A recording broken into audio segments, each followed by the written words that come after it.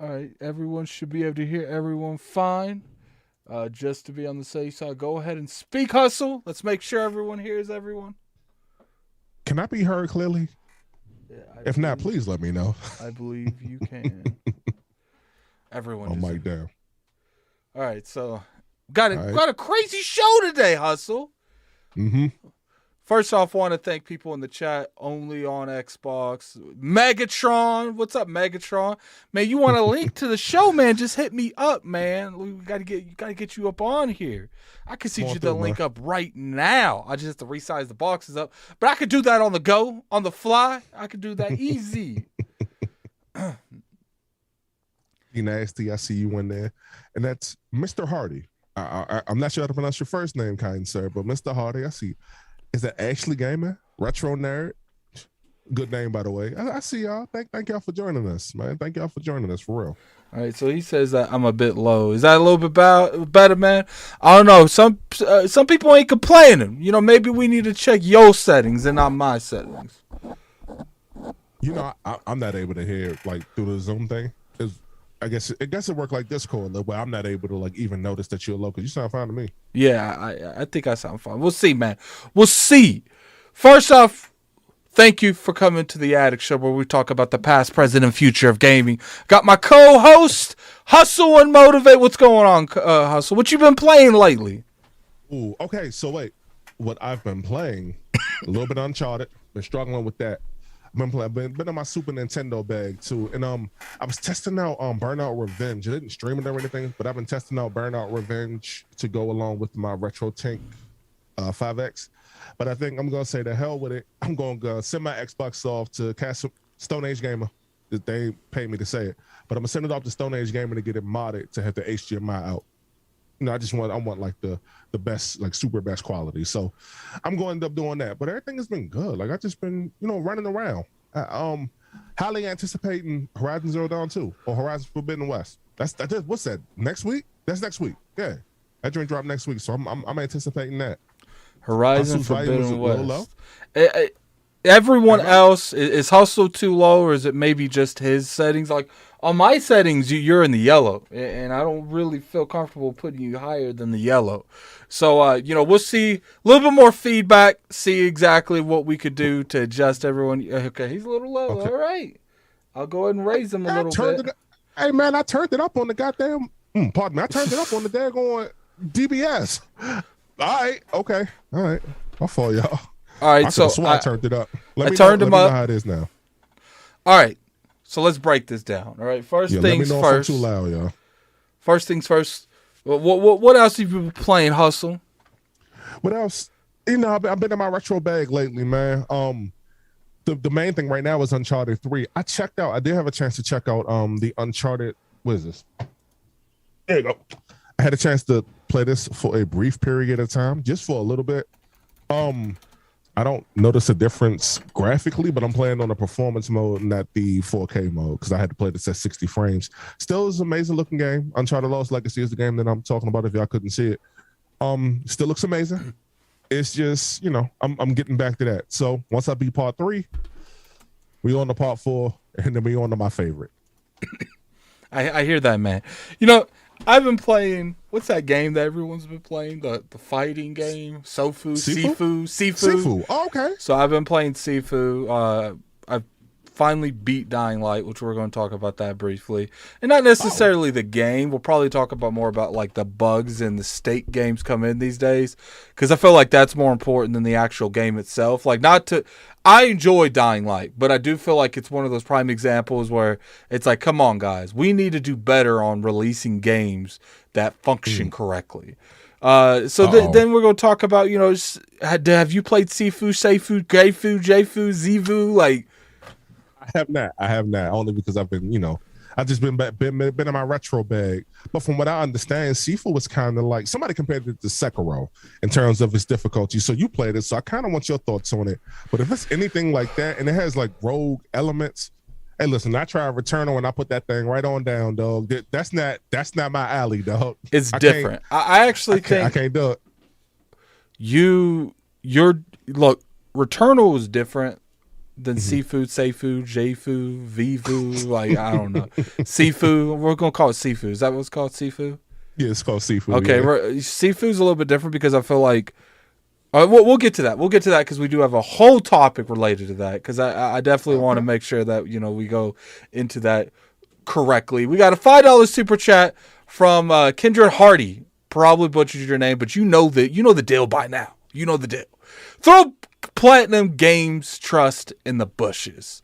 Oh, that's our finale. Our finale's talking about Platinum Games. I thought I was the only one with some slander when it comes to Platinum Games. I'm glad that people feel me in the comment section, man. We can all channel our dislike for Platinum Games together, man. I'm not saying that they make bad games. I'm saying they make games that don't appeal to me. But that's besides the fact. We'll get to that, man. We'll get to that. But first thing let's talk about, Hustle, is I'm sure you've seen the reviews for Dying Light 2 dropped. And then the discuss for the bugs happened right afterwards. Have you got a chance to play Dying Light or at least see the glitches and stuff that's happening with Dying Light? I saw a couple of the glitches. That type of first person game, the way it relies heavily on movement, that's not particularly for me. It's just not a thing of mine. I didn't even play Dying Light 1. When it comes to games like that, when it comes to those types of games, and especially when it involves movement, I prefer third person. Hopefully somebody on PC can throw a third person mod in there so Hustle can have a good go at it. But I saw a lot of discussion on it, and I know you told me you played it and you beat it. I really want to know like your thoughts on everything. Did you enjoy it? Did you like it? Did you hate it? I want to know that version of it first. Before we like really break this down. So I went into like a huge rant on ILP. I'm not going to go too much into that because I already said that. If you want that logic, go over there, listen to the Iron Lords podcast.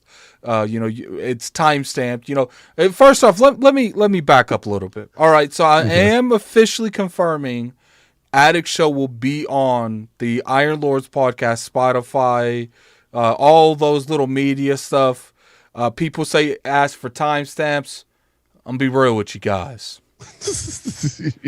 You're asking a lot from me, man. You're asking a lot. So what I'm going to do, because I do want to have a middle ground, there's no realm where I give you timestamps every podcast. It's just not happening. But what I'm going to try to do is I am designing an overlay right now. I have been designing an overlay. So what I'm going to do is kind of like, how the Iron Lords podcast has like on the left, they have like what topic we're on. I'm going to try to make it time-based where I can give you the timestamps in the podcast itself. Now, I have no clue how I'm going to do it. It's going to be a lot of trust and error, man. You guys got to work with me. I'm going to try. So I'm thinking like I'm going to put like timestamps like on the top left, top right, bottom left. I don't know how I'm going to do it, but I'm going to try and we'll see how it goes. If not, gonna have to visualize, in the timestamps, skip around, maybe I'll, because what I do plan on doing at the very least is I'm going to have, let me show you guys something real quick, because I do want to give them a little bit of what I want to do. So this is how I'm probably going to set up some stuff, and tell me how the chat feels, because we don't really have a whole lot to talk about today, like be on the real. It's a little light show. It's all good, y'all. We just want to kick it anyway. This is how it will look if I like do the separate windows, because normally I crop them together. So I'll crop them separately. So let's say I make this just a little bit smaller, and I make this just a little bit smaller. All right, so let me transition that. Now, if you look in the middle, there's a little bit of room in the middle. Now, what I want to do for you guys, for the realm, because it's not for me, it's for you, is I want to put in the middle, I want to put like an Iron Lords podcast logo, and I'm going to have that sucker glow for different topics. So it'll glow, it won't glow for the beginning and end, but it'll glow red for the first topic, glow gold for the second topic, and glow maybe green for the third topic. And that's pretty much how I'm gonna do that. I'm going to start. We got some stuff that we're doing for ILP right now, so I'm not really looking into it right now. But probably here in the next month, I'm going to have a new overlay, and it's going to be multiple overlays. I'm going to try to make this unique. You know, it's obviously we're going to have our basic me and him just talking. And then what I'm going to do is, you know how everyone has like the gameplay? Now, I'm going to be real with you guys. You ain't getting gameplay from me every week. It's just not happening. But I'm willing to like do something like this and put the gameplay on the right, make it look all nice and fancy. And you know, I'm willing to do something like that, but I'm only going to put the gameplay, like right now we're talking about Dying Light 2. In a minute, we're going to be talking about Dying Light 2. So I'll put Dying Light 2 in the right part while we're talking. And then, you know, Sifu, Jfu in the right part while we're talking Sifu. And that's how I'm going to go with that because, and then, you know, I'm going to have one where we have a guest because, you know, sometimes we do have guests. And I do want to make sure that we give the guest their flowers. So we'll be definitely doing that too.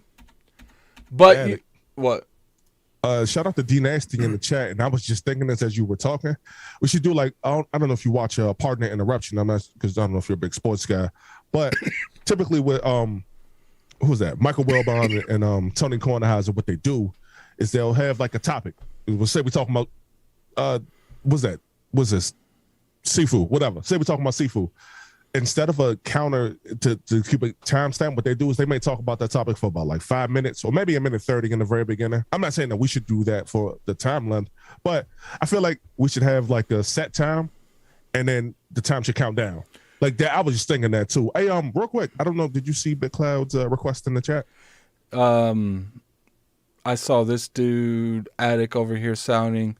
That's all I saw. Did he like ask to come on the show? He asked for the link. Yeah. Hey, Big Cloud, if you are available, you want to roll up? I mean, if you want, I'm cool with it. Man. We love when Big Cloud comes in here because that's my boy, man. He be trying to come over here and act like he be saying these bars alone. You don't, man. You don't. I'm sorry, you don't. But I will give you are the PlayStation dude saying these bars. You're a reasonable PlayStation dude. So there's the link, man. Get yourself up in here. Look. So that's how I plan on doing it. What I plan on doing too is when we have like a big guest, I plan on having like their screen. Well, not even big guests. I guess in general, their screen's going to be bigger than ours. Right. We're going to be on the top. They're going to be on the bottom. And we're, you know, I've already reached out to Maddie Play. Spoiler alert, he's supposed to come on this week, but he's not feeling the greatest. So definitely, you know, send some love over to Maddie Play. We'll hopefully get him in here next week. If not, we'll schedule something, man. I'm going to get ACG up in here. I'm going to get Jeff Grubb. I am going to reach out to people like Fame Entertainment. I'm going to reach out to K Mega. I'm going to get a little bit like, I don't want to do it every week because I want the show to be me and Hustle. But I do think it's good if we have different perspectives a couple times a month. I don't know when we're going to do it. I got to get the overlays done first, man. Like right now we out here looking mad naked in these overlay streets, man. Like look at this. So basic. This is literally just a black background with me and him talking. But you know what? I'm okay with that. Shout out to the 97 of y'all who just up in here, just, you know, watching this rock. Yeah, we got it, y'all. We got it. You know, it's a work in progress. We appreciate y'all for joining us, you know, just each and every week. It's going to work itself out. I promise you that. I will promise you that. All right. So let's go ahead and move our way back to this Dying Light 2 thing. So we're going to talk about how state of games come in these days. Hustle, would you think it's fair to say that games are coming in more broken than they ever have in the past? Oh, that's a big fact. And here's the thing. See, back in the day, right, you can get a game, and I'm going to refer to the No Mercy thing from me, because on No Mercy back in the late 90s, it had a save glitch, the way you can play the game. And for the first batch of those games that came out, they actually were broken. So all the progress that you made, you couldn't fix it. It was nothing that you can do to fix it. I think it was something wrong with the battery, so they did a big recall on it. That didn't make as much noise as everything that we see now. What we see now, like, what was the name of that game, Addict? You used to jump from world to world. No Man's Sky. No Man's Sky was like the biggest like offender coming out. Broken, unfinished, didn't live up to its full potential at said time. That was real ugly. Dude took, the owner, he took y'all money and he went on vacation. He said, I'm not going to tweet for a minute, but I got my feet kicked up, looking through the water and all that. He said, looking through the real blue water. So now, like, when we see everything now, it's like this used to happen back in the day, but the only difference was everything wasn't as big. We didn't have platforms like this one to, like, voice our opinion. We didn't have a Twitter back in the day. We had forums, but nobody on no forums. What's up, sir? You know what's funny? People keep saying like the world got more sensitive. The world's always been this sensitive. It's just it's never been so easily to voice your opinion. Like these days, you can literally go on and tweet. If you have a big enough following, you could tweet on 9 a.m. and have that company broken by like 3 p.m. the next day. Like it's crazy. So you got Big Cloud Gaming in here, man. What's going on? What part of this show made you want to come on here? Because there's got to be something. I mean, there were several parts. I mean, we got Addict here. Don't want to give you my props. Then we got Hustle being, Hustle, or looking like Darth Vader in his background. I see. I'm definitely creeping on somebody. So Big Cloud be doing acting like he be saying these things. Excuse me, Addict. I heard you heard me. I didn't stutter. Excuse me, I'm here one person I'd be saying what I'd be saying. And who's that? On ILP, that is. That's too. We all been saying that. Nah, ain't no all. Nah, you don't get no flowers. Oh, I don't get no flowers. You only say it when it's convenient. Oh man. Nah, play. What's up, though? So, same question to you, Big Cloud. Do you feel like we're getting to the point where maybe the industry is grooming us more to accept broken games at launch? I mean, we're now seeing more service games coming to the play, right? So, and people are acceptable of that. So it's possible, but yeah, I can definitely see it. These fix-it-later games, that's why I dubbed them. We'll definitely see more of them in this case. I mean, Halo Infinite, we're still waiting on the other content that's going to drop. Well, when was that supposed to drop this year? It was supposed to. They said we're supposed to get a roadmap or something. Yeah, something like that. Yeah, you're still missing your content there. So that already kind of sets the tone for other games and other companies. Like, God forbid if the next Destiny does do that type of route, right, where it launches with less features than the last one, and you're just waiting upon months for content.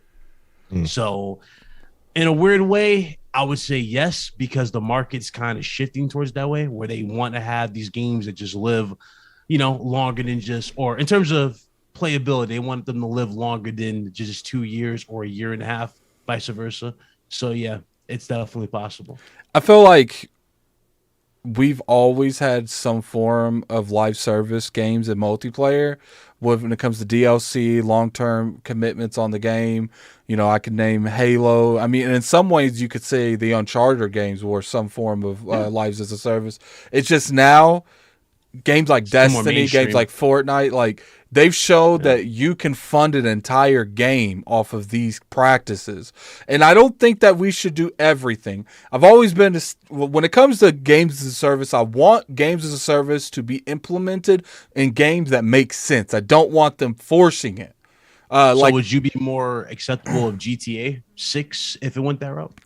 I mean, at this point, GTA already is a games as a service. Like, they didn't upgrade anything on the campaign. They focused entirely on the single player. If anything, GTA 6 was a multiplayer game that they gave you a great single player campaign. But what if they treat the single player like that? Like, they kind of experimented with the Franklin mission. Do that. Like, I'm talking about, like, they give you majority of the story, but then like they'll give you other acts, a part of it, that are substantial to it, and they'll add upon that over the months type of thing. Because personally, the way, like, if you look at the report, I don't know if y'all saw how much they sold on GTA. It sold 160 million. Like, bro, and they're getting ready to launch this joint again on PS5 and Series X. So wherever you go, GTA is always in the top 10, right? Now, this sucker sells another 40 million. That's 200 million copies of a game that's been 9 years old now at this point, and they're going to charge you this at full price again. They're teasing you, saying, hey, we just now started production on our new ones. Like, no. So I mean, well, I'll say this in regards to what you were saying, Big Cloud. I don't think that they'll do that again because I don't think that the fan base will let them get away with that. Yeah, I know they did. I don't know, bro. The shark cards, cards. I know they did wild numbers, and they even put the Franklin story expansion, quote unquote, the Dr. Dre expansion. They put it online. I don't think their fan base let that ride again. I think you don't think so? Nah. You don't think so? I mean, GTA. I don't know, man. I mean, it's not Nintendo, right? They're not Nintendo. Obviously, they got a standard and people hold them accountable. But I don't know, man. People have been very like they're easily going to get away with that. Yeah, they're easily going to. Yeah. At the end of the day, like I get what you're saying, Hustle. But there's more people playing that multiplayer than played that campaign by far. Probably like 3-1 by far. So what if they did a reverse, Addict? What if they gave you the multiplayer first at GTA 6 and then the story came later? Oh no. I don't think they would do that because they're not known for doing stuff like that. And I think that they're one of the companies that their reputation hasn't really been tarnished too much. So I don't think that they would risk their reputation, but I would still play it because I really enjoyed GTA Online. I think it got a little crazy there towards, the end of I was playing it, but I enjoy the concept of it. It's just, it is one of those things where they want you to put more time in that game than I put in Destiny. And they lost me with the business side. Talking about where you buy like your own little empire and like you invest into like the stock market type of thing they were trying to build upon. It's like, okay, we're gamers. We're not trying to go to the moon here. But that's literally how they try to do. They even did the story like that. You have to like invest all your money into the stock and then become a billionaire. You use the stock market. So it's like, so I don't know. It's going to determine how exactly much time they have. We don't know how much time they have at the moment. I'm just curious to see exactly what is going to be done with the bugs in the system, like in the gaming industry. I was really happy to see Cyberpunk treated the way it was. As much as because I like that PlayStation said, regardless if PlayStation done it for their own motives, they didn't want to keep refunding games. I was loving the fact that PlayStation's like, look, your stuff is so broken, we got to pull it.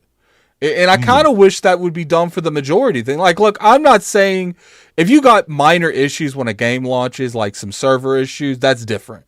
There's not a lot of there's not a lot of things you could do when it comes to server issues. But if your game is legitimately broken and there's multiple game-breaking bugs and it's not functioning correctly, there's massive marketing that was done that isn't present in the game. I want Steam to pull that shit. I want Xbox to pull that. I want PlayStation to pull that. I want Epic Game Store to pull that because I want I want every big store owner to put their foot down and say, if you launch broken, we will cost you millions of dollars. As they should, though. That cyber. Well, I know we're talking about like different bugs in different games, and we're going back to Dying Light in a minute. But I remember like Cyberpunk. I remember when the night that joint dropped, and nobody knew how messed up it was. I think people had thoughts, but nobody knew. Everybody got the chairs. Yeah. Yo, everybody was. Oh my god! Yeah. Shout out to them, man. You already know. Jesus, everybody got the chairs. They ain't saying nothing. Nope. And it was just the thing. The way it was like, all right, maybe it's some bugs here and there. It turned out it's so bad that game isn't fully fixed as of today. It's still not fully fixed, and the game came out 2 years ago now. So still waiting that PS5 release. That's a whole thing. Nah, ain't nobody waiting on that joint. I think they better get back to Gwent, get back to the card game. And they better get back to the Witcher 4. It might be. It definitely might be a wrap. But nah, Addict, you there right. And I laughed in the beginning when you was talking about Cyberpunk. I just laughed because it was just funny as hell that you came out and said it. But they really got to put their foot down because you allowing broken products on your platform at that point. If I'm a casual and I don't know no better, like just say I don't know no better. Just say I bought that game for my little nephew who really wanted to play it. Hey, this ain't working, but he don't know why it's not working. He might think it's Steam or something, but he think it's not working. So yeah, that's the thing that could really cause trouble on your end, but people not want to go back to your storefront. So that's I mean, PlayStation was the first one that they bossed up. They said, "Nah, we not allowing this." And I think as of recently, it just came back to the PlayStation storefront. Big Cloud, I want you to correct me if I'm wrong on that.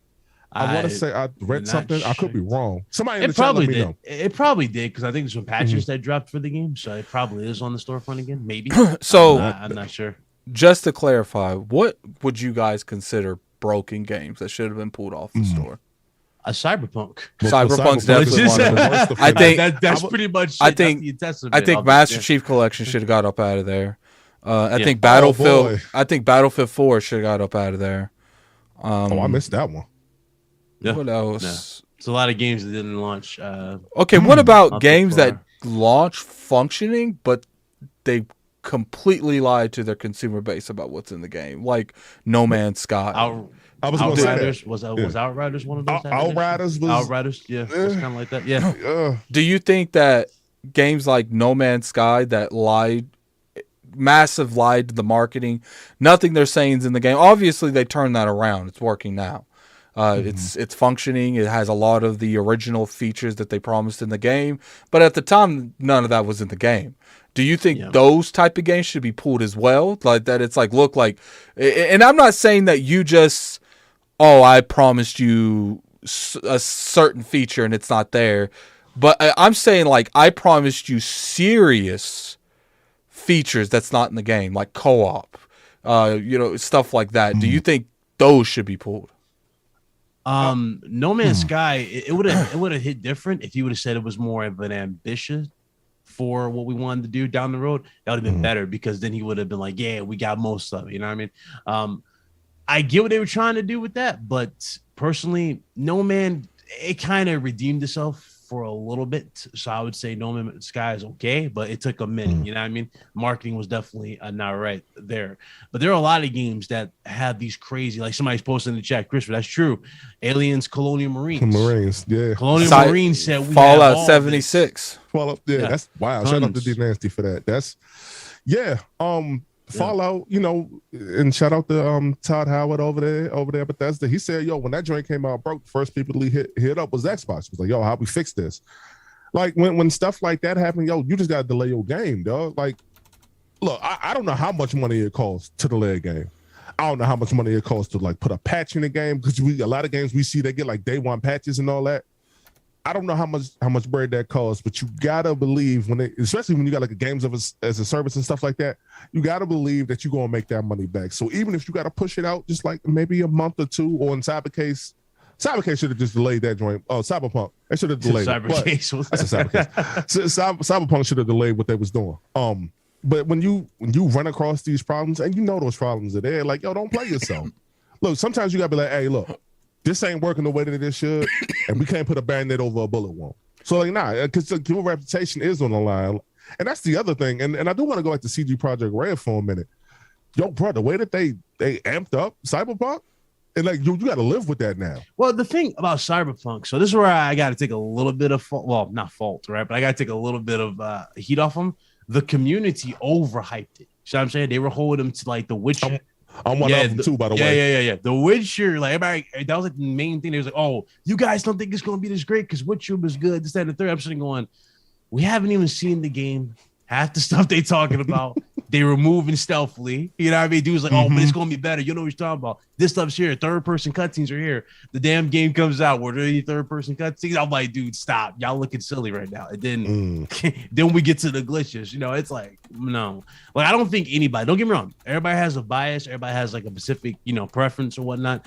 Sure. But let's keep it a buck. Whenever a game that damn well, when they told you flat out on paper was going to be there, the moment they start ripping out core features, and you get the Halo into this when they said the co-op's not there, right?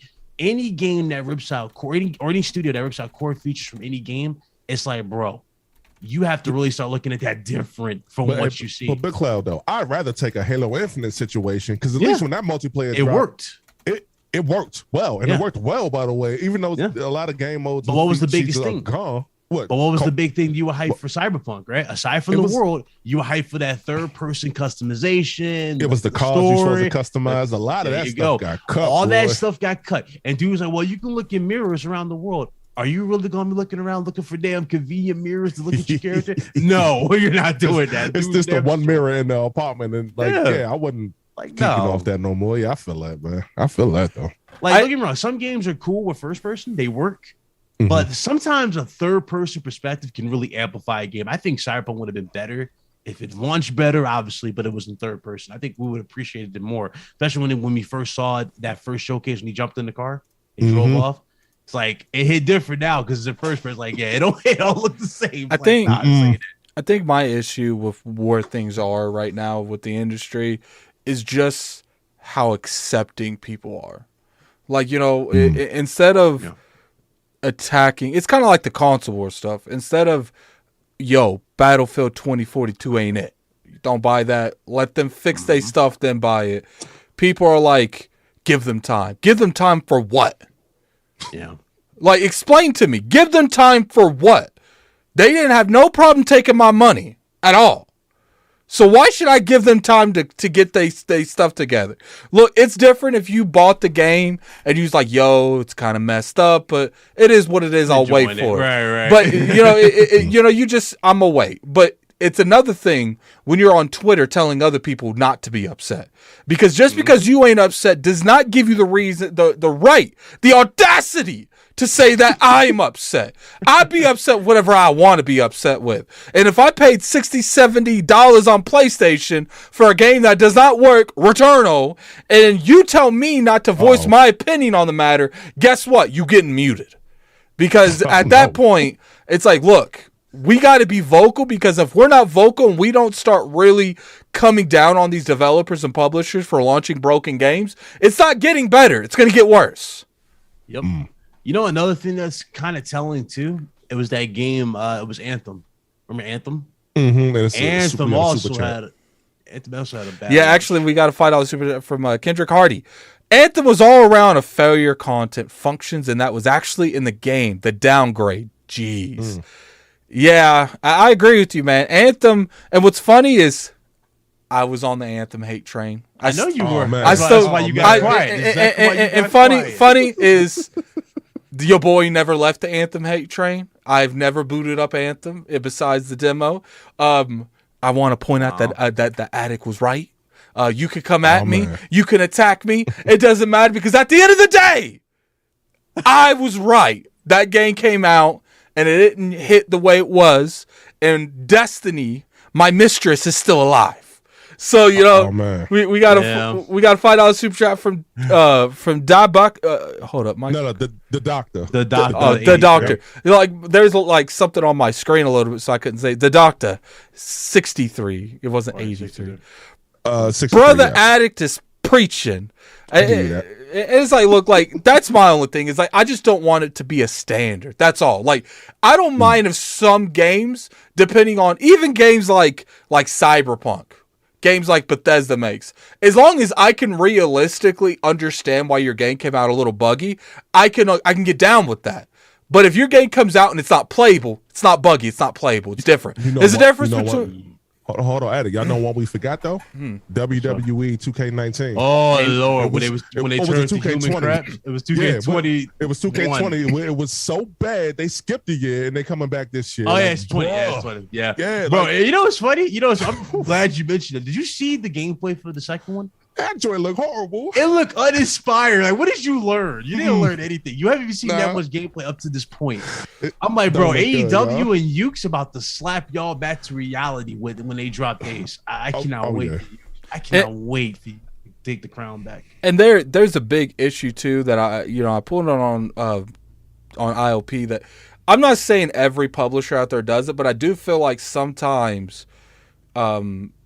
article writers, review writers, people that write on media sites, I feel like occasionally, if your game isn't high caliber, like that Cyberpunk, that Call of Duty status, that huge caliber publisher that has all these games, and your game just has one good game, I do feel like sometimes the reviewer will be a little bit more hard. It's like, look, I just ignored all the nonsense that happened on Cyberpunk a couple years ago. I ignored all that stuff, but guess what? I'm gonna put a magnifying glass on Dying Light 2. I'm gonna tell you every issue I have, but I'm gonna give Anthem. I don't think Anthem got a 9 out of 10 or anything, but I'm gonna give Cyberpunk a 9 out of 10. Remember that fiasco thing that happened with Metal Gear Solid 5 with the concentration camps, pretty much, where they flew you out to the place and made you review it there? That's hey, y'all got it. That's oh god. Maybe see that many risk in games now. Y'all notice that? Like everybody has to like tone down and like give you a certain product. Like it's not like everybody's going ambitious with stuff. Just not doing it. Like, games can't be too brutal. Games can't be too. You know what I mean? They have like a ceiling they have to go to. It's sad. You know, we're about to. They were very creative. We're about to get to Sifu. You played that, right, BitCloud? Sifu. What's Sifu? Whatever. Oh, Sifu, Zifu, Gifu. I don't care. We got a $5 super chat from Kendrick Hardy. No time given. Battlefield 3 in 1 and 5, 1.5 years before it's playable. Why keep pre-ordering? So dumb. All right. Ooh. Let me hone in on that super chat for one brief moment. I agree. These games shouldn't come out and they should be playable not 1.5 years after they come out. But at the same time, I can never blame the person pre-ordering the game. They're excited for the product. They want to get the product. There's a lot of pre-order stuff that goes into the product. Sure, sometimes you get that stuff after the game comes out. But if you're just going to get it, why not? Why even wait at that point? And I understand that the pre-ordering scene gives developers and publishers, we're going to make this money so we can do whatever we want. But at the end of the day, we should never blame the consumers for spending their money. We should blame the people that's providing the product that doesn't work. I want to respond. Shout out to Lady Fox Fire here in the chat. She said she was very disappointed with the Division, Gears 5, and Anthem. And I'm going to stop it right there.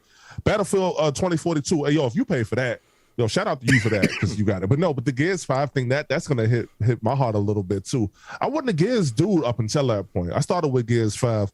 And that was like the first time I saw a game go up, then go down, then go up, then go down. Oh my God. I'm going to have to hit Erica up because we're going to have a long chat about you. Oh, no, that's cool. Like, but they knew that though. No, they knew that. That's how I met them, actually. I know I'm saying. That's why you keep saying it goes up now because you met Erica. It was playing it. That's the thing. No, well, of course. My so we got another super chat real quick from Kendrick Hardy.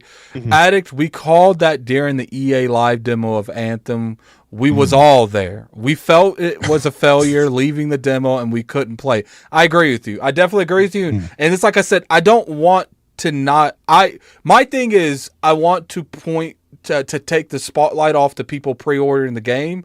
And I want to put all the spotlights on the developer and publisher. I don't want none of the spotlight. Because to me, Kendrick, I feel like it's one of those things where if we start, and I'm not saying you were doing, I'm saying I see that a lot on Twitter. You know, don't pre-order a game until it comes out. But to me, that's just diverting the blame to someone else.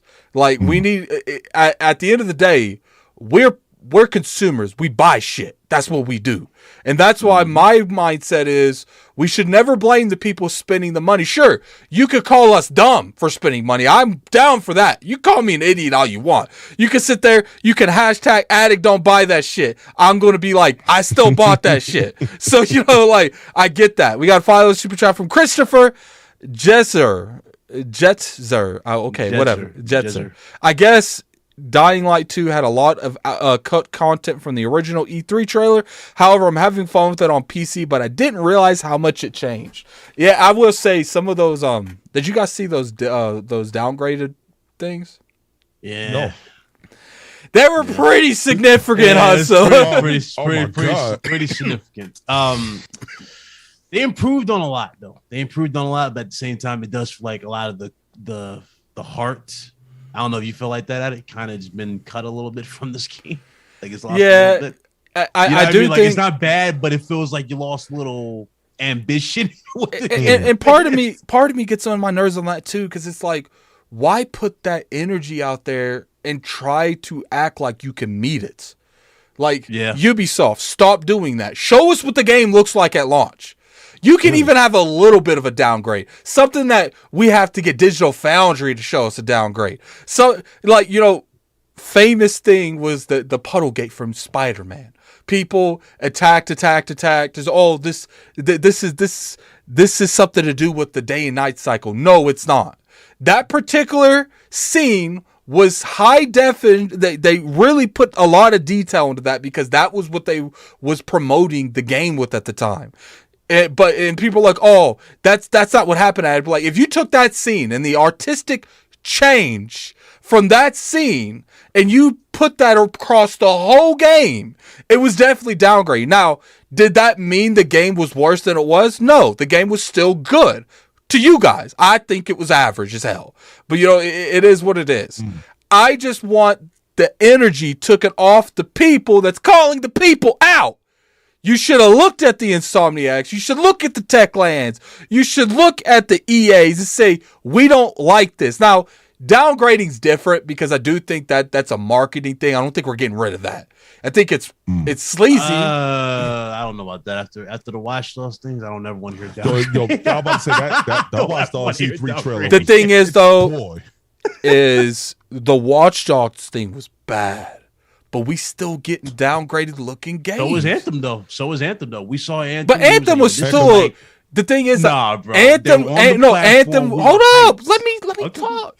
Anthem was definitely downgraded, but you could still see it looked a nice, good game. Now, I'm not saying Dying Light 2 don't look good, but there is some things where I'm just like, I'm looking at it. It looks like really. It looks like, those, like that old Gears of War effect that they would put on it to make everything look like really like gray and gritty. I feel like a lot of Dying Light has that. There's not like a lot of colors. Like that's why purple, when you see the UV lights, just pops out so well because everything Spider-Man else Miles about the Morales. game is gray. Spider-Man Miles Morales was the best Spider-Man. Was better than Spider-Man 2016 by a long shot. By 18, whatever, man. The reason I thought it was a 2016 is because it was 2016 game. real quick before we move on. RRD and Carlos Alvarado. Hey, Gears 5 was fun for me, but we're not gonna sit up here and act like it wasn't broken at launch. But we're not gonna sit up here and act like that game didn't have its its ebbs and flows, peaks and valleys, whatever you want to use. See, but here's the thing. Whatever. Here's the thing with Gears. Gears wasn't broken at launch. The servers were broken at launch. Because Smooth, I don't know why they put the single player attached to the servers. That was the dumbest thing I've ever seen. Because me and Smooth played it literally the night before it went public, and we woke up to finish it, and we couldn't get into a game. Like and that hurt. Like, and that's another thing. We've completely went way into a circle. That's fine. We got $5 super chat from Kendrick Hardy. I'm saying pre-ordering after they repeated failures is dumb. Let me clarify. I'm just saying you have to rebuild the trust.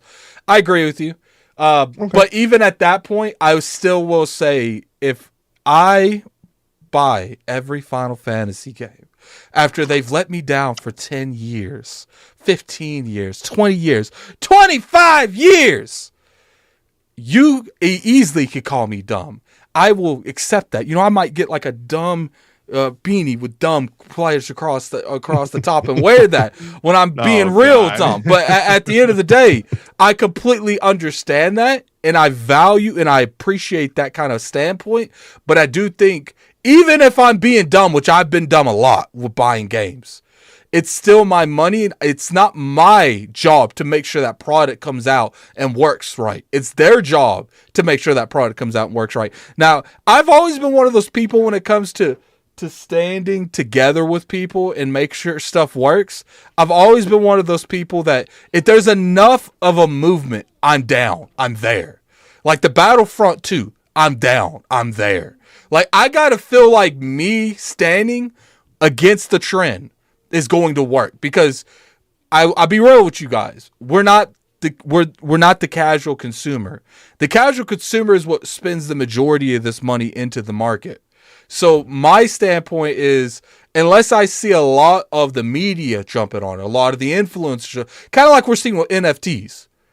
Yeah. Unless I see a huge stature of people standing against something, I'm going to fall back. Because I ain't getting a target put on my head for nothing. It's got to come from NFTs. Nintendo just started their own, didn't they? They got a pass. Oh boy. Oh boy. Well, what's funny is my brother, he was like, why hasn't ILP made its own NFTs? I was like, look, I was like, Zachary, I was like, the gaming industry is fighting back on NFTs. I was like, we would get canceled, which I don't agree with NFTs. I would never even suggest it in the first place. But I was like, if we did NFTs, ILP would get canceled the next damn day. Like, Yeah. Who's he's a voice actor. I cannot think of his name. Troy Baker. Troy Baker. Yes, has an NFT and he turned it down. He's not doing it no more. Oh, he ain't doing it no more. He reversed it. He yeah. literally reversed and said an apology afterwards. He was like, "I'm sorry for those who were vocal that I labeled as trolls." I'm sitting going, Troy. Nah, you know what he meant. You know what you meant. AKA, I'm about to lose all the good credibility I've built up over the past. They was about to get my man all the way out the like. See, do you when you see stuff like that golf club for real? When you see stuff like that, do you feel like we should support them less because we feel like they're disgenuine, or? Look, I'm not even mad at nobody for making their money, dog. Like I think I'm more mad at the fact that he kind of backed down. I think I would have had more respect if the man came out and said, "Look, they was offering me a bag." Yeah, but I clearly see you guys don't want that happening, and I respect the opinions of my followers over this type of bag. And then he puts that thing. He's like, "But guys, they were offering me a big bag." Like, I mean, but you know what they'll say: all money ain't good money. In particular, hey, listen, man, if y'all know what an NFT, of course it does. But if y'all know what an NFT is, I saw a video on it. And I think I came out more confused afterwards. I'm like, yo, bro, nah, I'm good. I said, I don't really want nothing to do with that. But yo, everybody, like, I don't know, we supposed to be talking about but imagine me doing an NFT, just like a picture like this. Bro, hey, listen, I don't know who I was talking to. I said, this NFT right here, NFT? Right? I give you right now for $5.99. And if you guys really feeling me, man, you don't like the Xbox, I got you. Man, but this one here is $15.99 because of the $10 PlayStation tax. I mean, yeah, I mean, but a lot of the, and I do want to bring it back to, the very first topic that we were talking about Downlight 2. Hey, man, look, I pre-order games just because I want to hurry and buy it and get it out the way, so I don't have to worry about it later, whether I get it on PC or get it on console. Yeah, impulse. Sometimes you got to, sometimes, you take the wins with the losses sometimes. Sometimes, it might come out perfect, a la Uncharted. I'm being biased, of course, but other times it might not. So, I mean, it's just a chance you're taking. Plus, like, if you're going to play it and you're going to get it in like that, you might as well just pay it right now while you're not even thinking about it. So when the joint, go up for preload, and it's typically what I do, and I have very fast internet, but when the game does go up for preload, I already got it. So by the time I get home from work, I don't got to worry about that portion of it either. So I mean, so there's a bunch of different reasons why we pre-order.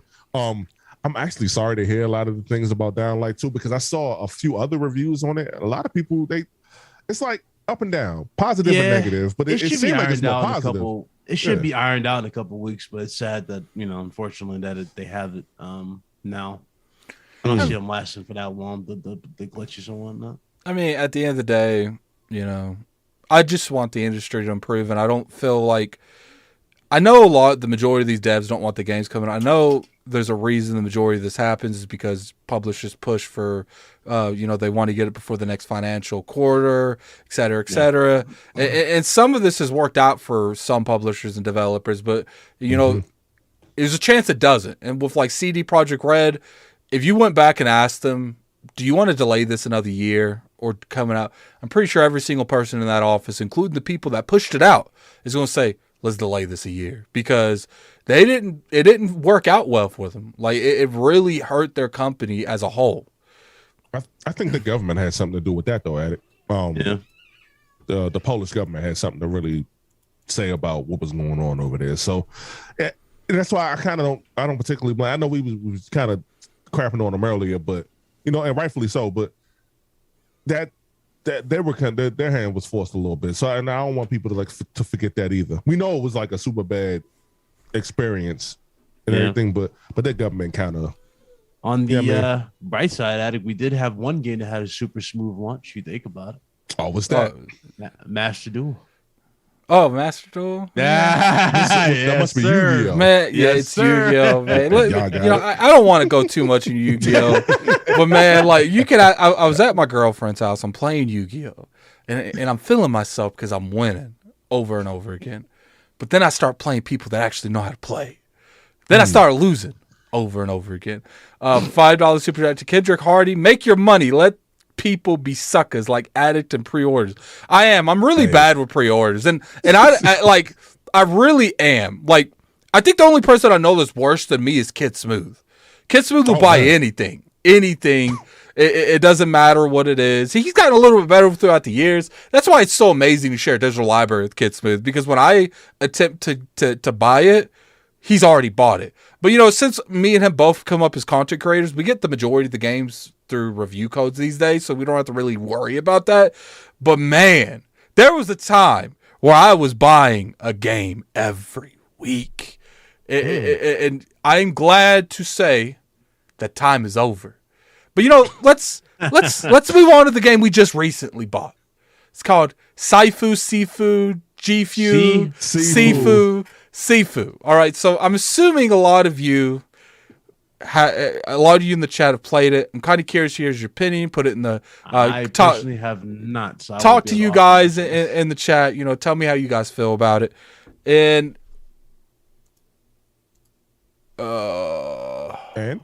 hold up. It says Sifu. I just what is a Sifu? It's seafood, like seafood. It's like seafood, yes. But Sifu. Sifu.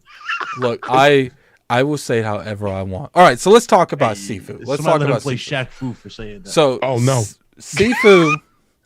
Let's talk about Sifu. Sifu is a game that's came out, and it's kind of like it's like a corridor beat 'em up where you go from one room to another.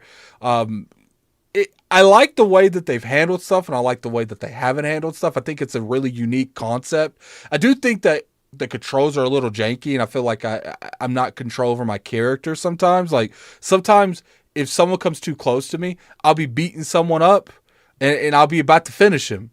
And then this dude gets too close to me, and my character's like, I'll come back to you later. I'm fighting you now. Like, and I don't like that. Like, there's not like a lock-on button, and I'm really annoyed with that, because I feel like if you're having multiple characters around you, there needs to be a lockdown button where I can focus on one person at a time, because I feel like this game is difficult, but it's harder because of the conditions that the controller scheme gives you. Like, and I really enjoyed it. I got to the second boss my first go. And there's only 5. But what I really enjoy about the game is just how fluid the controls feel when they work. But when they don't work, man, it's annoying. I'll be sitting there like thinking I'm about to win, and then all of a sudden I'm fighting this big dude over here now. And so I've learned that you have to like dash towards them, because I think it goes off like the like kind of like an AoE thing, where if they come into a certain diameter around you, you're naturally going to like lean towards them. You know what I'm saying? Yeah. And sometimes it just happen randomly. And I know neither one of you played. I don't think Hustle you've played it, have you?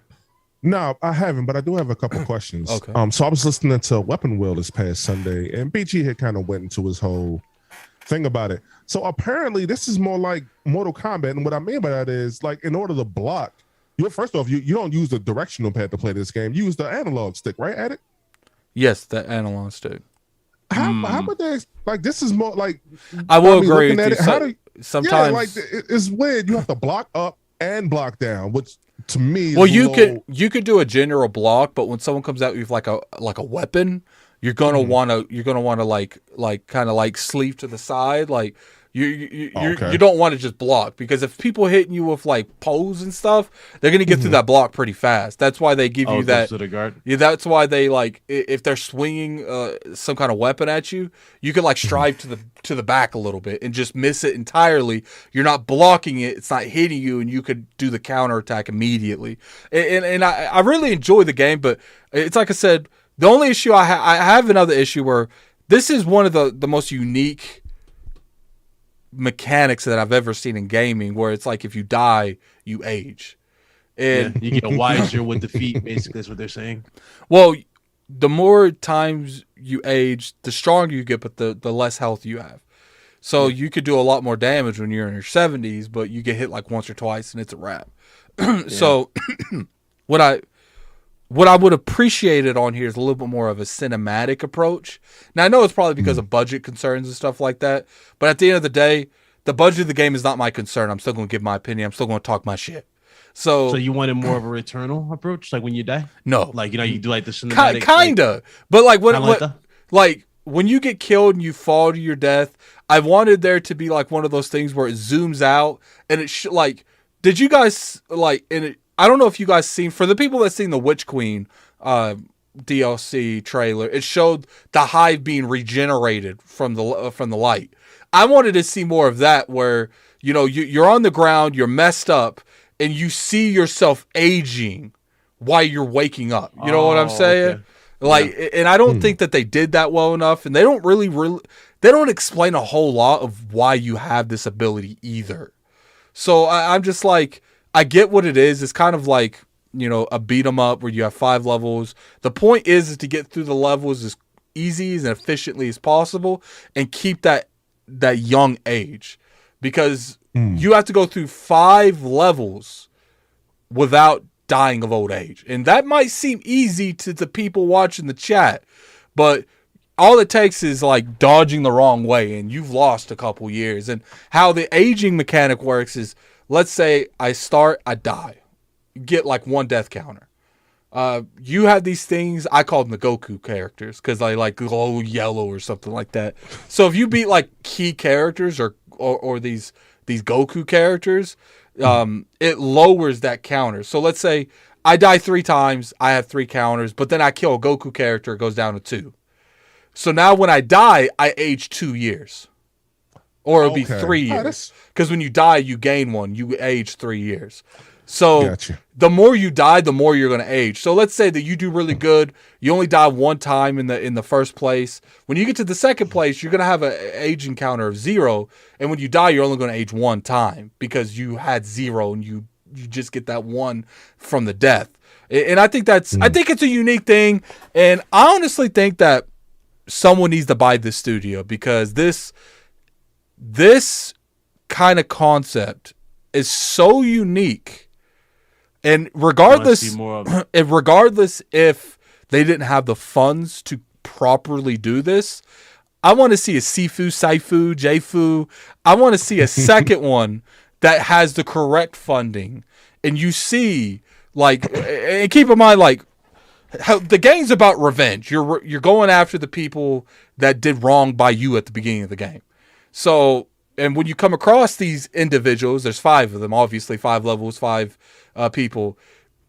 All it really is you walk in, he looks at you, you look at him, and they might as well have the Mortal Kombat announcer saying "fight." There's really no cinematics explaining this emotion. There's no dialogue. Yeah, there's no real emotion between you and them, and there might be some emotion with some of the higher end characters, like the person who actually did the wrong. Because the people you're fighting now is pretty much the person that did the wrong's lackeys. It's his friends. You know what I'm saying? Yeah. So that's all I wanted. And look, this game's a great game. And I honestly feel like there's a lot of people that need to pick this game up. I think it's like $40 if you don't get the deluxe edition. So it's $40 right now, and it's made by a company named Slow Clap. And I almost said Slow Mo, but it's made by Slow Clap. These are the same people who made Absolver. And I was just looking at the trailer just now. The combat does seem very, very similar. From I'm just looking at this trailer, how it's. Well, I ain't gonna say it's a lot of one-on-ones because I've seen people get jumped in this, that, and the third. But it's it's kind of, somebody compared it to Sekiro on Twitter. So if y'all play, it's a little bit. It's similar. It is similar. Yeah. So I when they said that but I will say Sekiro is better balanced. Sekiro is better balanced. Yeah, it comes down to your posture. I'm gonna say this. Well, I'm gonna say this. When they said Sekiro, it scared me the hell away from it. I got that joint on PC. I don't want no smoke of Sekiro. Let me be the first to tell you that. But a lot of we saw. I don't know if y'all saw it, but somebody beat this game in 2 hours. Somebody ran through I can totally see that because I beat the first level in 15 minutes, 20 minutes. You're going to get timed in this game because of the amount of dying that you do. I'm pretty good at seeing patterns, but when you put me in a Kung Fu game, apparently I'm a virgin in this level, man. I don't know what the hell's going on. I'm sitting here. I got a question. What? Well, how's the music? How's the audio? Music's good. The audio It's okay. I wouldn't like say it's anything special. Keep in mind, probably like Cognito and King David and Solve. This is they stuff. Like this is what they grew up on. They probably like the soundtrack more than I do. I just think it's cool. Like it's something like special. We got a $5 super chat from 706 Gamer. Sifu, Sofu, Jofu, Jfu stole the age mechanics in Sifu from a game called Chrono Before the Ashes. I don't know about that. I don't know. I didn't play that game. If they stole it, then they stole it. Y'all chop it up. Let me look that up right quick. I do want to. I will say this: this game makes me miss one particular game, and I hope we get a sequel for it. I don't know if y'all played it. Sleeping Dogs. Sleeping Dogs. I have not played you it know yet. what I actually thought? It's the grown-up Grand Theft Auto. There you go. I want that. I was thinking because I'm going to make a video here soon, and I was thinking about like games that people can bring forward and really invest into them. And I was thinking if someone like Sony, Microsoft, and probably Microsoft, because Microsoft needs to invest more into that third person genre, if they bought, Sleeping Dogs and they let like the Initiative or someone really expert at third person, maybe not the Initiative because they're making a first person, which I don't know why they did that, but we're not going to get into that. It's completely off the radar.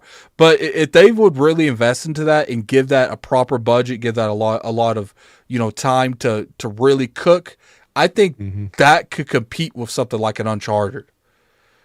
It's just you gotta, because if you think about it, first off, if you really let, oh my God, what? Shout out to 706 Gamer. He's right. He's right. They did get this idea from the game that he mentioned, Chronos Before the Ashes. I'm looking at it now. My fault. Wow. That's wild. Well, you can be inspired by somebody and improve on it. A lot of these companies take inspiration from one other in one aspect or another. That's a polite way to say we stole. We go. But there you go. We stole. But I mean, to be honest with you, but Sleeping Dogs need to happen. I'm upset that there ain't more stealing going on in this industry. Like, why? I said that about the Nemesis system. That's what I'm saying. That's what I was about to say. Why hasn't no one stole the Nemesis system? Let's be honest here. Chat, tell me why they can't take that damn system. I'm sorry. Why is it something like Star Renegade, a small indie developer, is making something like the Nemesis system, but no other developer has taken that? It is beyond crazy to me. It is what it is. Like, I'm not going to say that you need to jack their stuff. Obviously, make it your own. Don't just jack exactly what they do. Make it make sense. But why has no one took that damn system? I will say this, man. If Sony acquires Square Enix, you could see us Sleeping Dogs too. But when you say Sleeping Dogs, like that puts me, what the mind frame it put me in is like that's direct competition for a Grand Theft Auto. Somebody in the chat mentioned True Crimes as well. True Crimes is underrated. Yeah, it was that joint underrated. I like Streets of LA. Streets of LA was one of my favorite. You play a Snoop Dogg. You can play a Snoop Dogg. New York Police. Stop. you can play a Snoop Dogg for sure. And it didn't have to be as realistic, but I remember having that game on the OG Xbox. That game was super fun. But when I just took a look at shout out with 706 when he sent that, I was like, damn. They really did take that, but it's all good. Shout out to Slow Clap, man. Hopefully they should be quiet though. I think somebody need to go pick them up if they can. So, one of you want to read this individual's name? I got a $5 super ad from Sifo Poetic X Initiative. Sifo Poetic X Initiative. If we butchered that, I'm gonna have to. You're gonna have to look in the mirror and blame yourself for making that name. All right. I want to see if I got it right. Well, what's funny is Solve says it crazy nice, but I'm not Solve, so you're gonna have to. We got at Slow Clap should join someone else. I'm sure it's another developer in making the Wong. Oh, it's probably the people. The Wu-Tang came. So at Slow Clap has been honing their engine since the first game. I agree, but I want them to stay separate because I feel like both of them can make solid experiences. But I am on this more thing where I do feel like Sifu, Sony needs to acquire that studio because that studio cries their classic nurturing. This studio needs nurturing. This studio needs funds to be ran through it. If you're going to actually bet on something, bet on this studio. And I feel like, especially where like Sony's kind of backed away from like the Asian culture in their games, I feel like this would be a good way stepping back into it. We got a $2 super chat from BitCloud Game. We are too old. Our eyes aren't what they used to be. Look, man, it is what it is. Facts. He was able to read that though. Hey, Sifu X Initiative. Did I get your name right though? Like that's what I'm asking. I wonder if I got it right. I'm just curious. But nah, that's so. Yeah. All right, we got the main event. The main event of the evening. Platinum Games wants to finish Scalebound. Yeah, I bet they do. So let's break this down. Let's break this down. First thing I want to talk about is, do you think that Microsoft needs a Scalebound these days? We're going to go with hustle and motivate first. No, you got Call of Duty. Was all but certain. You got Call of Duty. No. You don't need it. You don't need it. If I were them, first of all, they got more than enough studios the way if they really want to put out Scalebound, they could actually go do that. They could probably get the coalition to go put out Scalebound if we really being real about it. With that Unreal Engine 5, can you imagine how that's going to look? You got it could be a studios. passion project for them. Yep. Hey man, come on, man. Come on. No, they don't.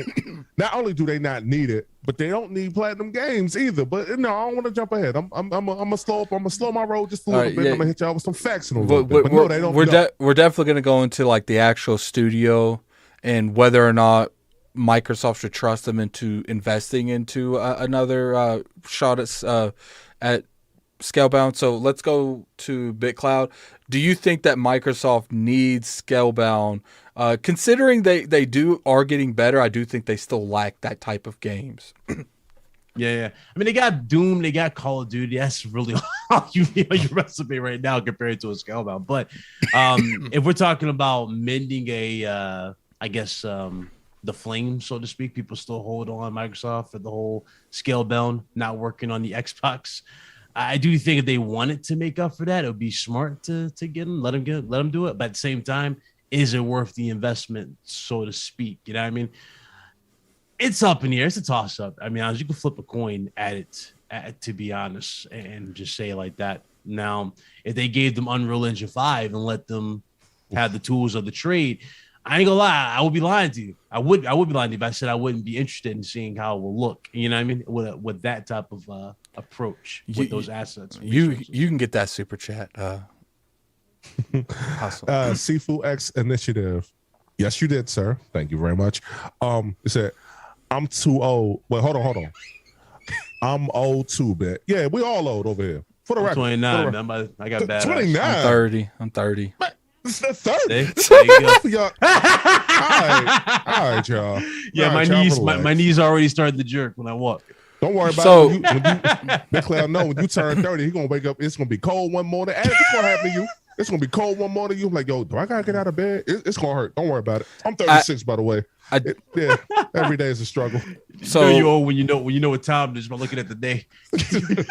So back to what we were talking about, like as far as if Xbox needs this game, I don't think they do, but I do think if it was done right, it would help their portfolio, especially give them more of like a Japanese style games because they do that well. I do believe we are the only console manufacturer that haven't had a Platinum Games exclusive. So, if they can make a Scalebound that is the quality of the other stuff they've made for PlayStation, the stuff they made for the Nintendo Switch, I feel like it would be worth the investment. Now let's go into if Microsoft should trust Platinum Games into making this, because this is a big thing. Like, if you guys remember correctly, it was bad when this got canceled. Like, were you keeping up with this stuff back then, Hustle? Did you remember the gameplay reveal? Well, Oh, yeah, you mean that that gameplay reveal looked the The kinda gameplay crazy, reveal, where like it showed It the was dragon stuttering. and it was running at like It was 12 frames. 2 frames. Yeah, that it was It's like it was so GoldenEye bad. 007 frames. Yeah, it ran pretty bad. The thing that I kept up with it was I remember the project got canceled, and I remember when it got canceled. And when they tried to blame Platinum tried to blame Microsoft. Microsoft was like, "Nah, that wasn't us. That was y'all. Y'all know it was y'all." And then later on, Platinum had came out. I guess the former CEO. He came out with an apology. It was like, "Yo, we effed up. That was our bad." And when I remember seeing that, and even now, like when I saw that news article today, at when you sent it to me via IGN, shout out to. Oh my God, he was one of the first people in the chat. He had dropped. Oh my God, I'm sorry for not getting your credit, bro. You know who you are. I think it was Brett Bingham. It was Brett Bingham in the chat. Was like, yo, yeah, hustle. The CEO left like 3 weeks ago, and that's why all these talks are coming up again. So I went and looked it up, as did my due diligence, and Brett Bingham was 100% right. So if that's anything to go by, it sounds like there was a real issue at the top. The way it was like, nah, we don't want no parts of this. And now that that gentleman's gone, and what, Addict, I might kill everybody name saying it. Yeah, there we go. Atushia, oh my God, hold on. I'm gonna put his name in the chat. Damn that. I'll put his name in the chat. Wait, you ain't gonna get me like that. Y'all ain't getting me. This guy right here. Y'all saw who it is. Look at the chat. You see my little thing. Pause. Y'all see my. Is that the new CEO? That's the new CEO. He wants to take it back over. So, Suchi Naba. Yes, and you know what Suchi Naba. Know what it could be. This individual probably saw what happened back then, and it always made him feel away. You know what I'm saying? Because look, Microsoft got a lot of the heat for this, but I'm sure industry wise, like on the publisher side, all the blame internally was always put on was Platinum Games.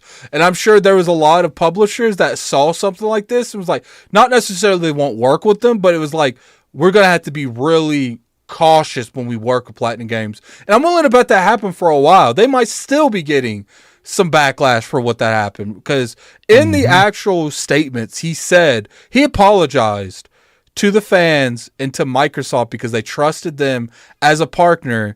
And he seemed like he just wanted to correct the mistake. Like, yeah, but Platinum, because I did Platinum, I did some research on Platinum anyway. Don't they work on like multiple games at once? And I don't know how big their studio is, but they have a reputation for doing stuff like that.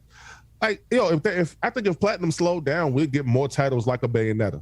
Regardless of what people may think about Bayonetta. I feel like the only way I had a little time with it. Blame Nintendo on that one. I feel like the only way that Platinum is going to slow down is if someone buys them and gives them income because one of the reasons that they do what they do is because it's the only way to keep the lights on. Like, they have to take multiple projects to get multiple sets of income to feed it into work. Because usually they'll take on multiple incomes and they'll feed it into one game and sell that game.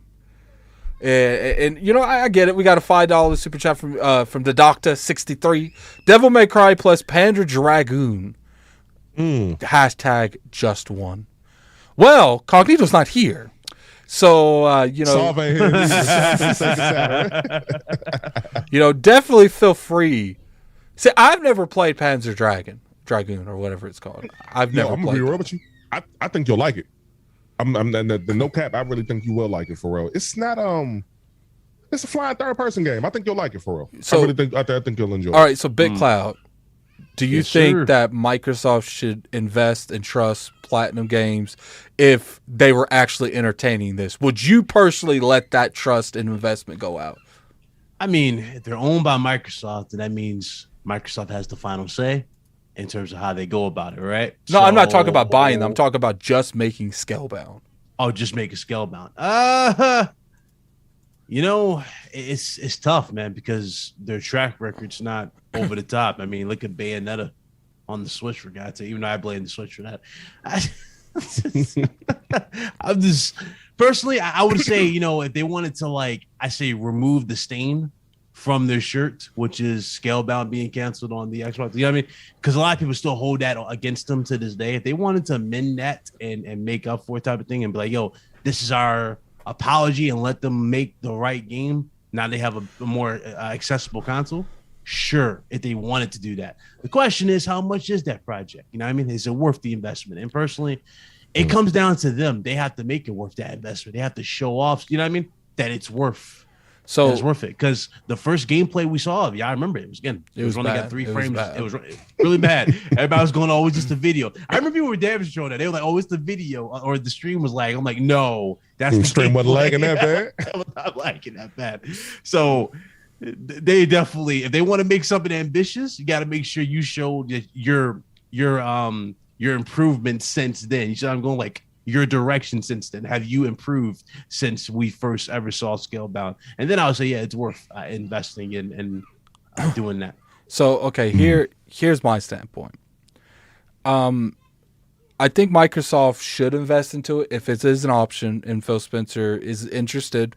I do think it needs to be monitored heavily because at the end of the day, like if someone robs you, you don't just actively give them money later. Like, you're like, someone owed you money and they didn't give you money, but you dumb enough to give them money again.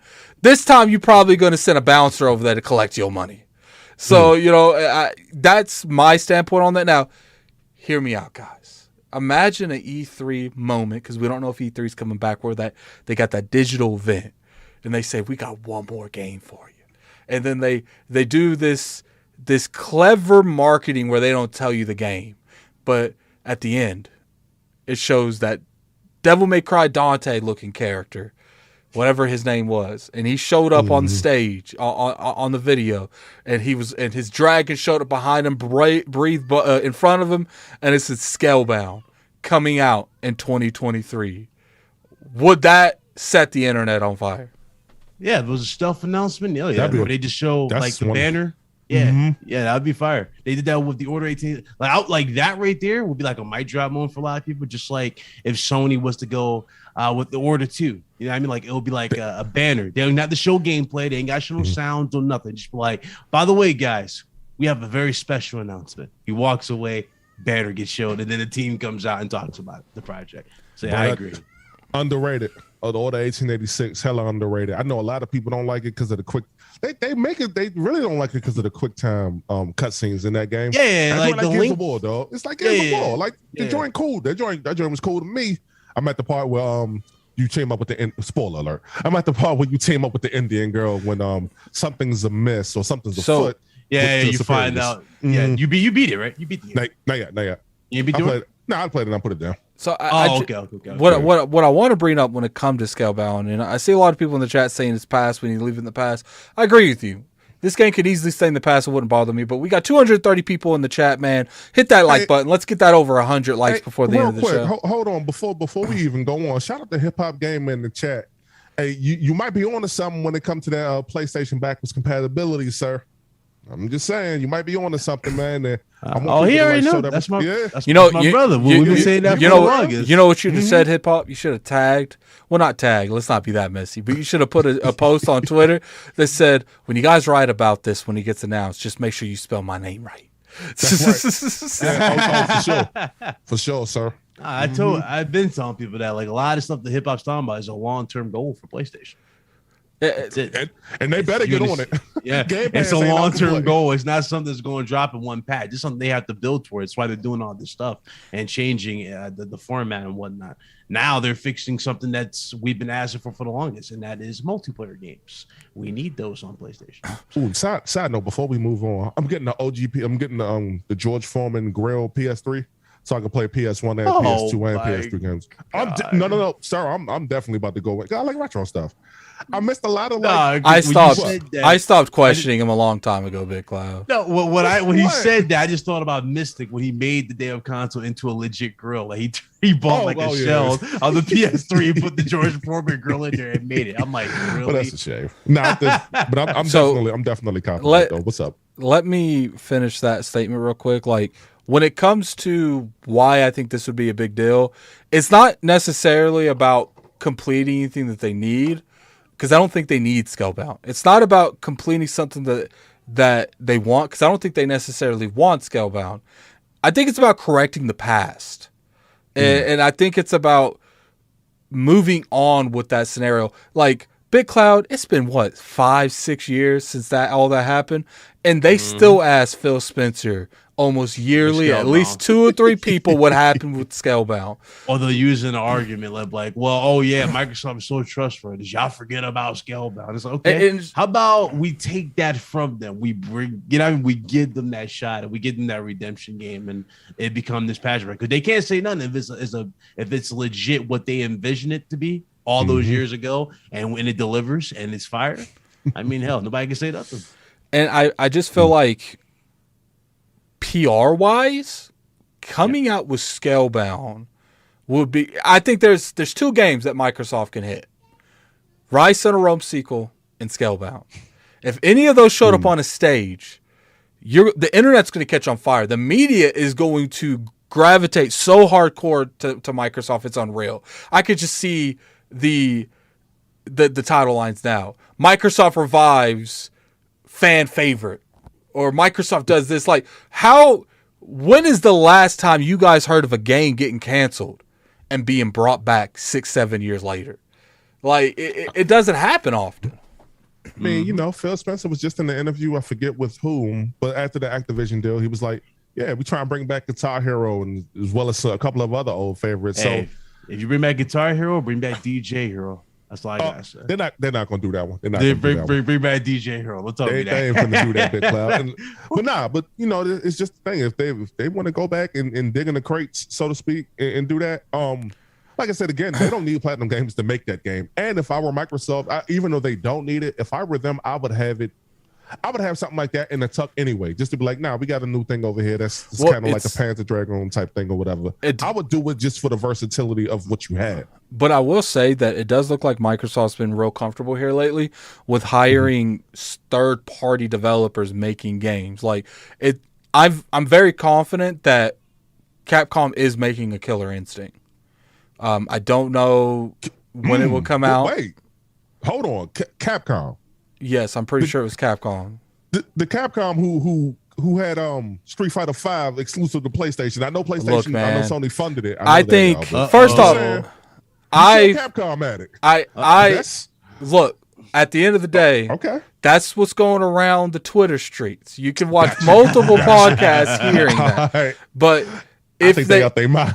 Well, look, I personally don't feel like Capcom's the right move, but if that is the direction that they're going, I personally feel like they should have bought a studio, just one studio, from someone that makes head-to-head fighters and say, we want you to make Killer Instinct. And I think that would have worked out so well. I honestly feel like, too, that one of the biggest issues that they're having is they got some of these Namco. That's who it is. It's Namco Bandai. I was about to say. Thank you very much. Okay. I was about to cut you off to say that. It is not Capcom. It's Namco. That's who it is. And I honestly feel like the people who make Guilty Gear, I don't know who they are. They're like some A name. I'm pretty sure the chat is going to correct me. That's what the chat does. So it's on the tip of my tongue too. Pause. I feel like that studio could make a great Killer Instinct. It's similar graphics, and I'm one of those people that I'm selfish in my own ways, but I still want everybody to eat. It's just I want to eat first. So, I would appreciate.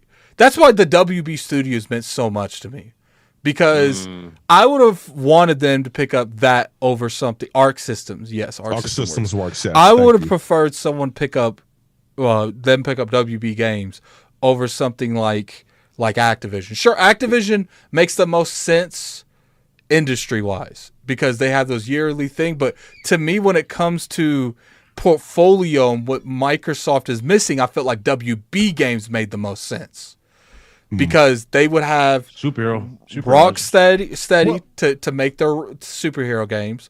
They could literally go to anyone they wanted to, and with $60 billion that they bought WB, they could have probably bought Batman's whole damn licensing for that much money. Well, I thought it wasn't up for sale though.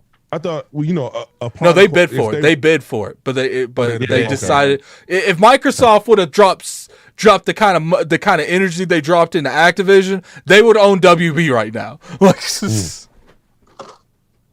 and it's like NetherRealm. I felt like they would have got NetherRealm from WB, and and they would have got the Mortal Kombat license because that they did confirm that was coming with the sale. And imagine if the first game they put out there was Mortal Kombat versus Killer Instinct. Yeah. Well, I'm here for the versus game. The wild part though, I don't think they care as much about fighters. Even though they got some games, I don't think they care as much. Do you think the reason why I said because of Evo? Yeah, that's what I said. Do you think it's because of Evo? Yeah. Sony's put more effort into fighting games. They got this new patent going around where you can bet on your favorite fighters, stuff like that. They're trying to build. You can hype. Basically, you be hype men in the crowd. That's how the patents work. You can go, I'm team this guy, and throw money like, yo, my bid's this, that, and the third type of thing. So that's why I think with the acquisitions going around, I think it's probably more likely to be Capcom for Sony, just so they can get Street Fighter. Oh, hold on. Them games finna be fixed, by the way. Go ahead and continue, Big Cloud. Somebody gonna get their Pete Rose on. And go ahead. I'm a chill. But I think Capcom's the next one for them, hands down. Since it's going around that something about Japanese acquisitions Microsoft can't do or something like that. I read or something like that. I forgot what it was. I saw it recently, but it was so. I think in order for Microsoft to even acquire a company in Japan, they have to own. Right. In Japan. They own Tego Studios. They own Tego Studios. Oh, well, there you go there. I don't know. I still need to get Hogan here and ask him how these things work.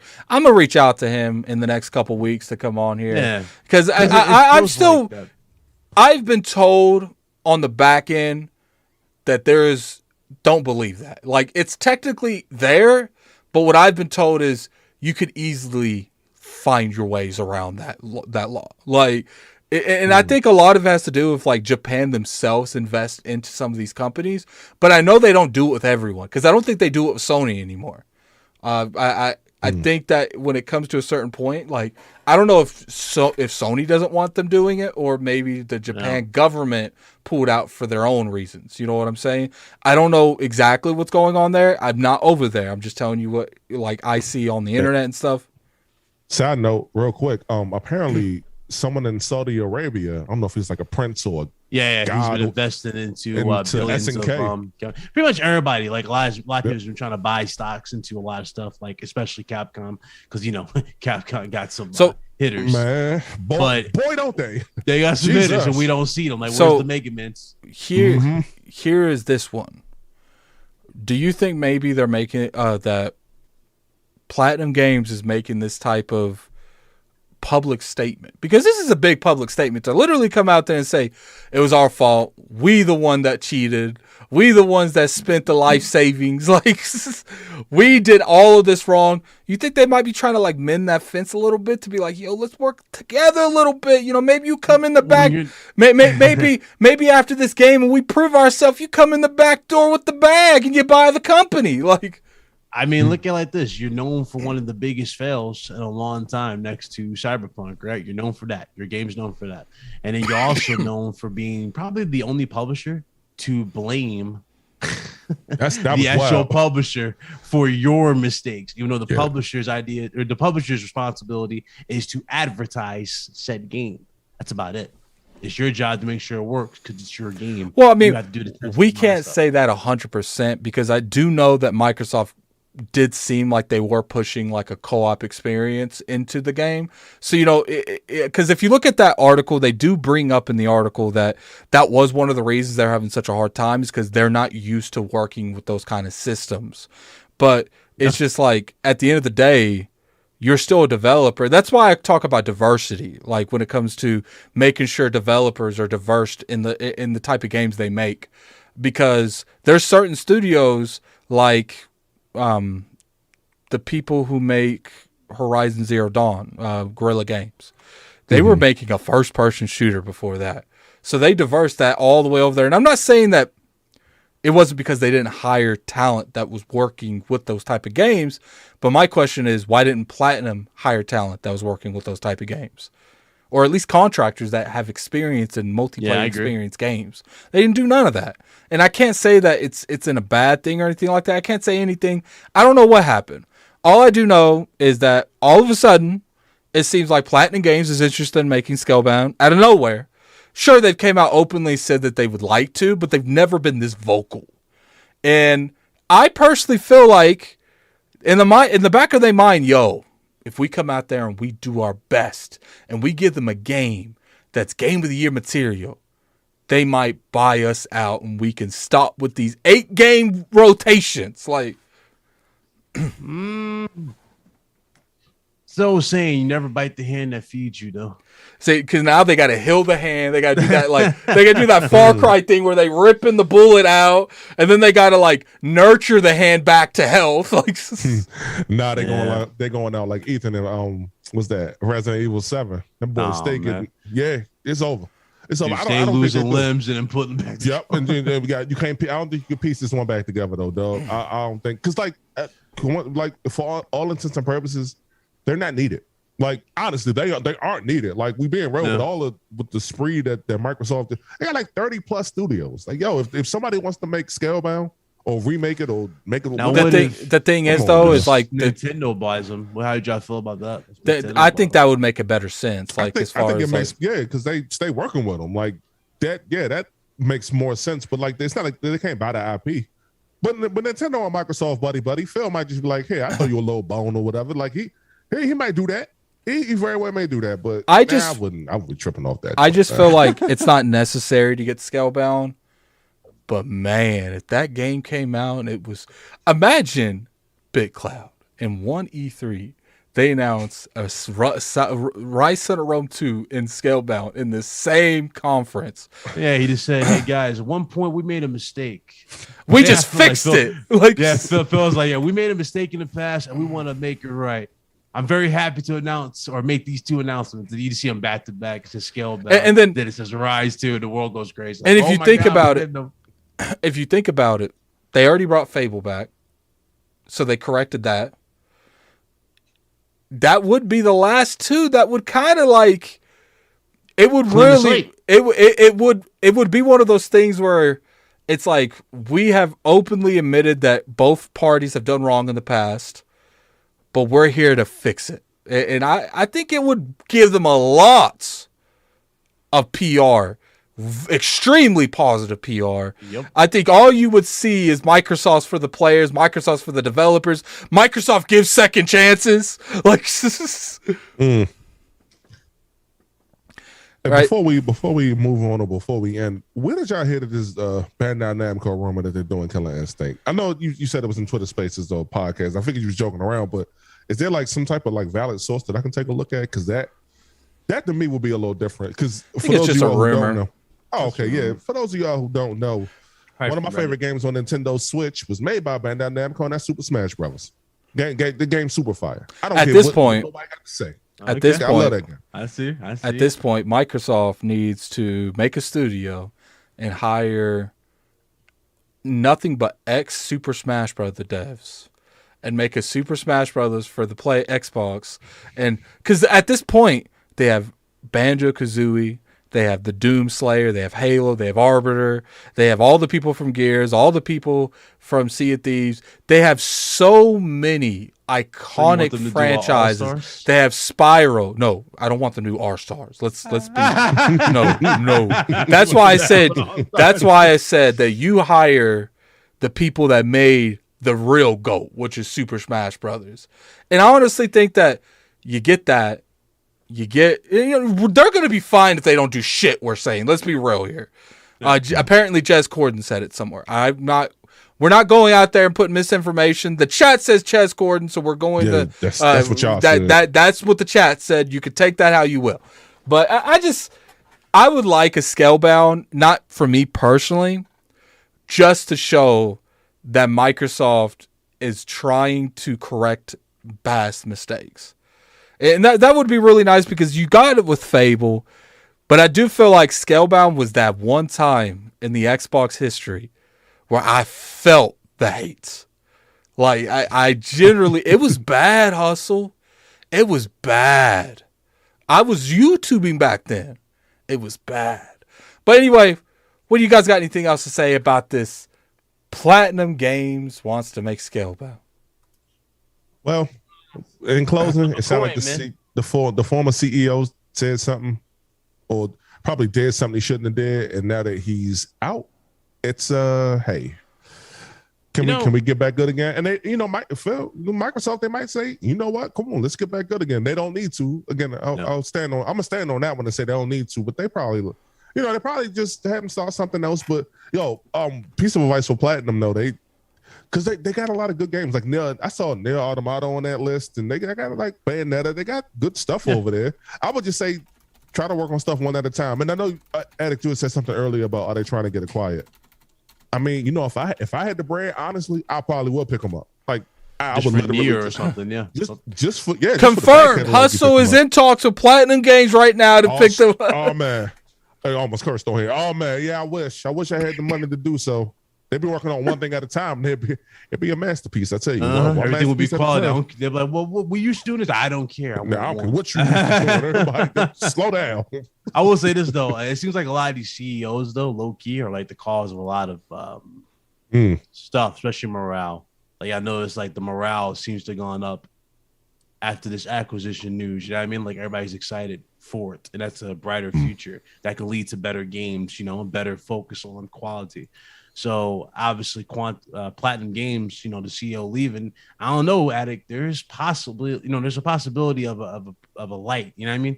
Then the tunnel type of thing where they can give you lightning in a bottle type of thing if it's done right. And see, I think I'm more on that. Microsoft's done so well with giving us, studios that's promising to bring us good IPs in the future. I'm at this point where I want them to hit us with shock value. Yeah. Like, Activision, I felt like, I don't know about you guys, but I felt like Bethesda hit me more than Activision did. And maybe it's because Bethesda was the first real big purchase like that. And Activision, when I heard it, I was like, well, that makes sense. They got the money. I didn't think it was possible to Bethesda. But when they bought Bethesda, I generally did not expect that. Like, because they bought Bethesda, I think it made me accept that they could buy another big publisher, if that makes sense. But when they bought Bethesda, I was like, oh my God, that's literally what I did. Like this, like. But anyway, what do you guys got going on with you guys? What you got going on, Hustle? I know you got something. Yeah, well, working behind the scenes on like the new stream setup. As y'all can tell, I was kind of experimenting with a few different lights, but be back on Twitch hopefully next week. Hopefully, like next Friday, I'll be able to kick everything back off. I'm gonna have to get a few things in order first, but Twitch.tv, Hustle and Motivate. Same thing with Twitter. You follow me there too. But I'm gonna finish Uncharted, and then I'm gonna take a little break. I'm gonna take a little break because I wanna take y'all back. Say, Hustle, how far you wanna go back? I wanna go way back.